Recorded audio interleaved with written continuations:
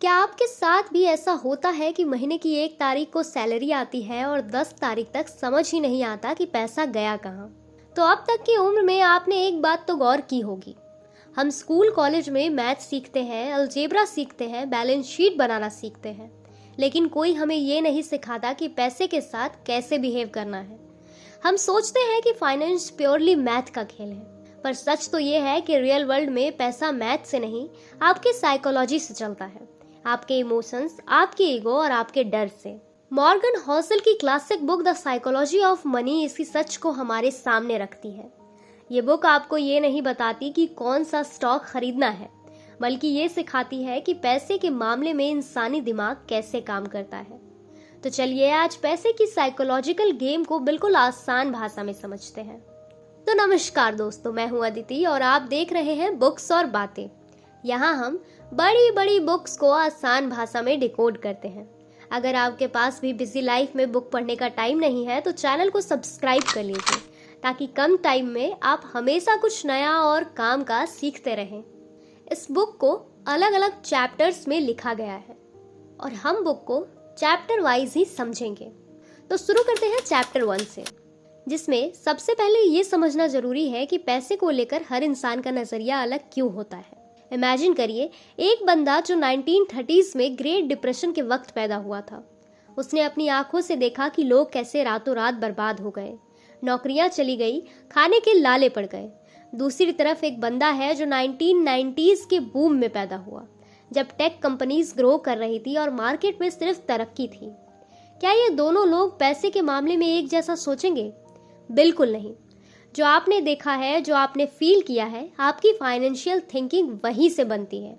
अगर कोई lottery ticket पर हर महीने 5,000 रुपए उड़ाता है तो एक रिच इंसान को वो पागलपन लग सकता है, लेकिन उस गरीब इंसान के नजरिए से देखे तो लॉटरी टिकट शायद उसकी जिंदगी का एक लौता दरवाजा है जहां से वो अमीर बनने का सपना देख सकता है। इसीलिए जब कोई पैसे के साथ ऐसा कुछ करे जो आपको अजीब लगे तो याद रखिए, कोई भी पागल नहीं है।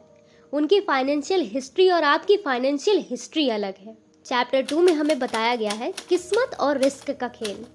जिंदगी में दो चीजें हमेशा साथ चलती हैं, लक और रिस्क। ये दोनों एक ही सिक्के के दो पहलू हैं, पर हम इन्हें समझने में अक्सर गलती कर देते हैं। बिल गेट्स की कहानी सुनिए। बिल गेट्स उस वक्त दुनिया के उन गिने चुने हाई स्कूल्स में से एक में पढ़ते थे जहां कंप्यूटर लैब था, लेक साइड स्कूल था। उस दौर में पूरी दुनिया के हाई स्कूल गोइंग बच्चों में से सिर्फ 1 in a million के पास ये चांस था। बिल गेट्स ने मेहनत बहुत की, लेकिन उन्हें मौका मिलने में उनका लक का बड़ा हाथ था। इसी स्टोरी के दूसरे साइड को समझते हैं। बिल गेट्स का एक बेस्ट फ्रेंड था, केंट एवांस। केंट भी उतने ही इंटेलिजेंट थे, उतने ही पैशनेट थे, लेकिन स्कूल पास करने से पहले ही एक माउंटेनियरिंग एक्सीडेंट में उनकी डेथ हो गई। हाई स्कूल स्टूडेंट की माउंटेनियरिंग एक्सीडेंट में डेथ होने का रिस्क भी लगभग 1 in a million था। गेट्स को 1 in a million का लक मिला, केंट को 1 in a million का रिस्क। जब कोई सफल होता है तो हम सिर्फ उसकी मेहनत देखते हैं और लक को इग्नोर कर देते हैं, और जब कोई फेल होता है तो हम उसके कैरेक्टर, उसकी मेहनत पर सवाल उठाते हैं, जबकि हो सकता है कि रिस्क ने उसे हरा दिया हो। इसलिए ना तो किसी की कामयाबी से इतना इम्प्रेस हो जाओ कि उसकी हर बात कॉपी करने लगो, और ना ही किसी के फेलियर पर उसे जज करो। चैप्टर 3 में राइटर हमें बताते हैं कि आखिर रुकना कब है। पैसे कमाने का एक स्किल है, पर उसे संभाल कर रखना एक बिल्कुल अलग आर्ट है, और इस आर्ट की पहली शर्त है ये पता होना कि कहाँ रुकना है। रजत गुप्ता की कहानी इसका सबसे बड़ा एग्जाम्पल है। रजत गुप्ता कोलकाता के एक आम परिवार से निकलकर मैकेंजी के सीईओ बने। उनके पास करोड़ों रुपए थे, दुनिया भर में इज्जत थी, लेकिन उनके दिमाग में एक ही बात चल रही थी कि मैं बिलियनर क्यों नहीं हूँ। नेवर इनफ की चाह में उन्होंने इनसाइडर ट्रेडिंग जैसा गलत काम किया। रिजल्ट, इज्जत गई, पैसा गया और जेल भी जाना पड़ा। जब आप अपने गोल पोस्ट हमेशा आगे खिसकाते रहोगे तो आप कभी सेटिस्फाइड नहीं हो पाओगे। अगर 50,000 रुपए की सैलरी पर 1 लाख की चाह है और 1 लाख होने पर 5 लाख की, तो आप कभी अमीर फील ही नहीं करेंगे। अपने ईगो को कंट्रोल करना और ये बोलना कि मेरी ज़रूरत के लिए ये काफ़ी है, सबसे बड़ी फाइनेंशियल सैनिटी है। चैप्टर 4 में उन्होंने कंपाउंडिंग के बारे में बताया है। वॉरेन बफेट को दुनिया का सबसे बड़ा इन्वेस्टर माना जाता है, पर क्या आपको पता है उनकी असली ताकत क्या है? उनका स्टॉक पिकिंग स्किल या उनका बिजनेस एक्मन? एक्चुअली उनकी असली ताकत है टाइम। बफेट ने 10 साल की उम्र में इन्वेस्टिंग शुरू कर दी थी। जब वो 89 साल के हुए तब उनकी नेटवर्थ लगभग 84 बिलियन डॉलर्स थी।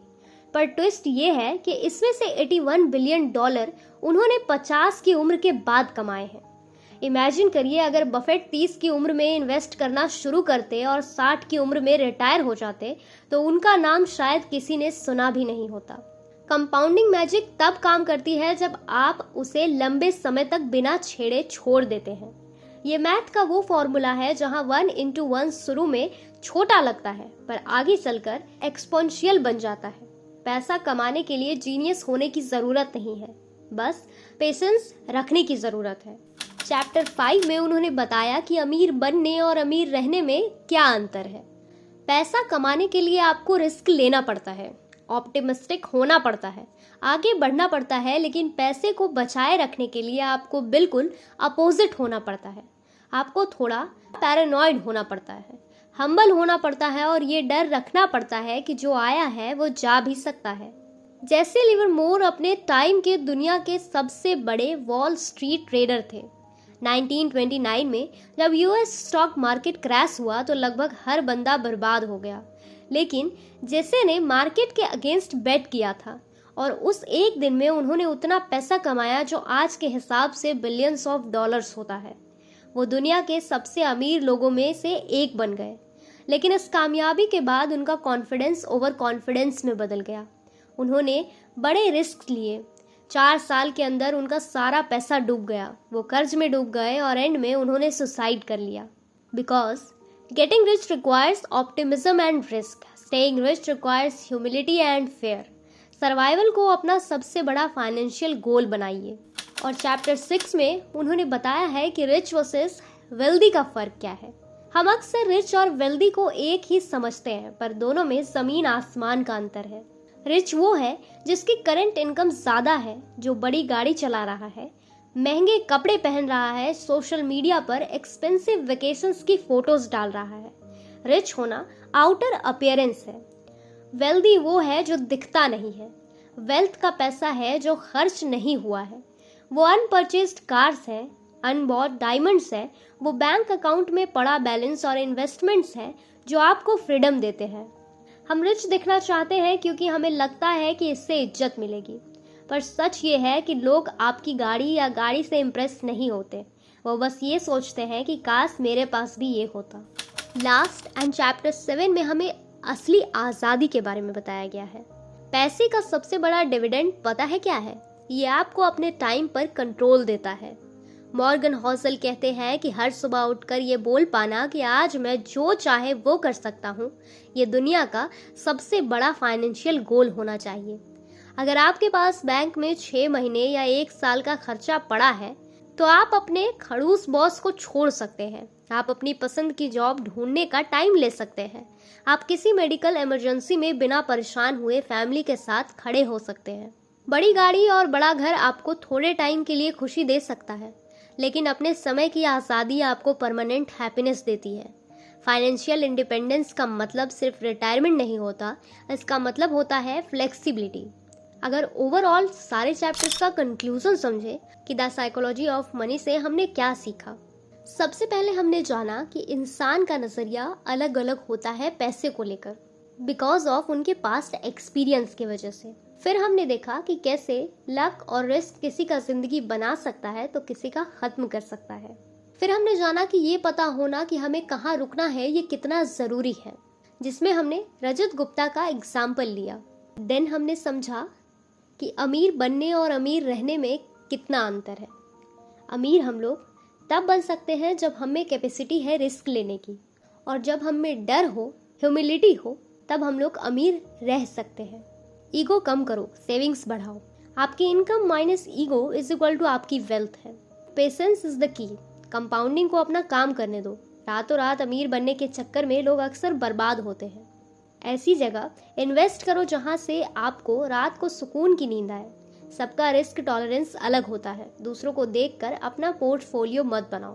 लास्ट पॉइंट कि टाइम की रिस्पेक्ट करो। पैसे का इस्तेमाल चीजें खरीदने के लिए नहीं बल्कि अपनी आज़ादी खरीदने के लिए करो।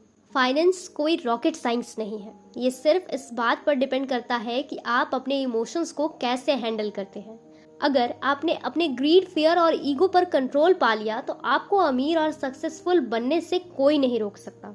Thank you so much video को एंड तक सुनने के लिए। अगर इस वीडियो से आपको थोड़ी सी भी वैल्यू मिली हो तो इसे लाइक ज़रूर करें। आपका एक लाइक मुझे बहुत मोटिवेशन देता है ताकि मैं और भी अच्छी अच्छी बुक्स पढूं और उनकी समरीज आप तक ला सकूं, जिससे आपकी लाइफ और बेहतर बन सके।